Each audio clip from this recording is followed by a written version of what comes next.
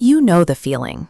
A specific tone of voice from a coworker or a minor disagreement with a partner, and suddenly your heart rate spikes.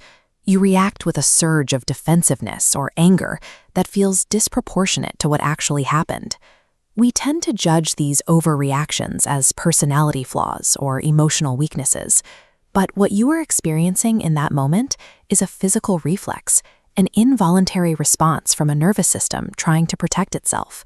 These immediate reactions are the direct output of a mental blueprint, a set of deeply embedded beliefs and emotional patterns that were constructed decades before the current conflict occurred.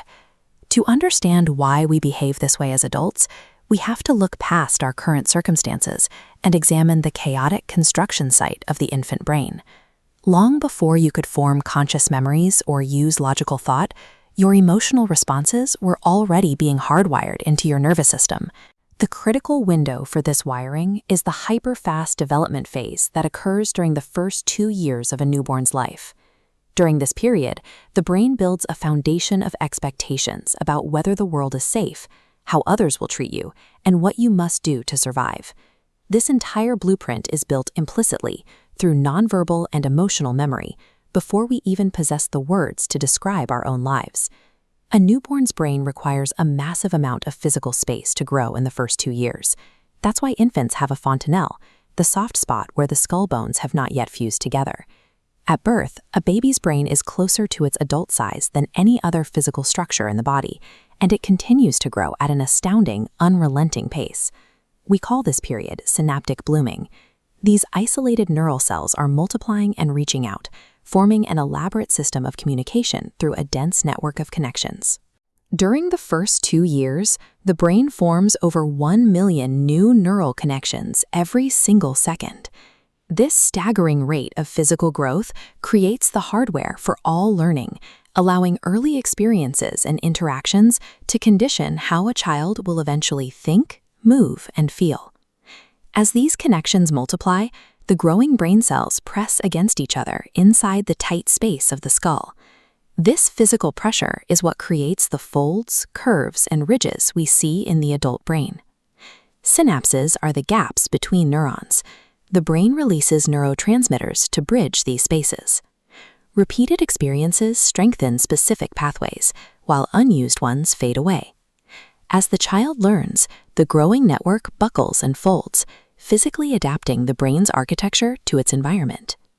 This means an infant's daily interactions and surroundings literally dictate the physical geography of their developing mind.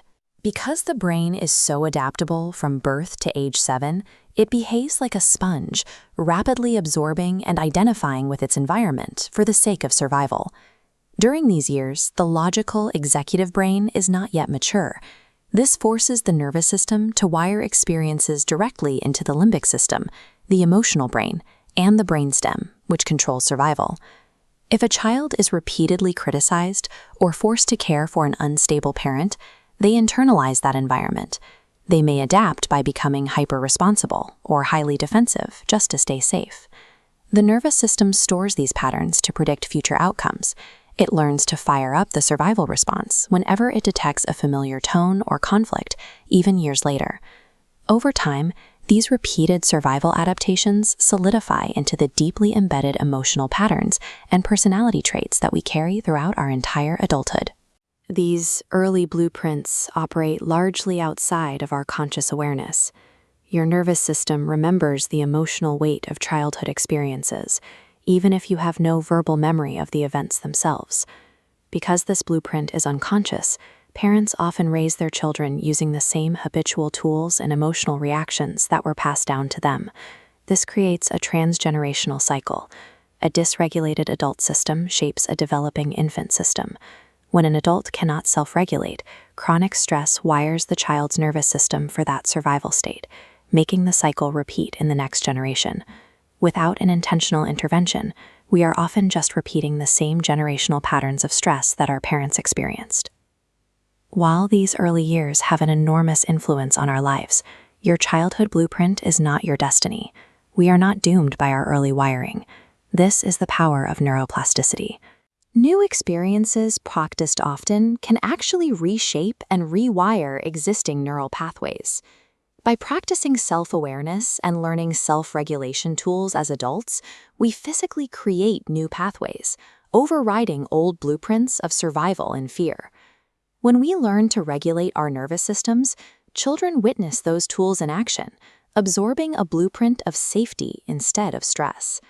By intentionally healing our own survival adaptations, we change the environmental inputs for the next generation, building a foundation of emotional intelligence for the future.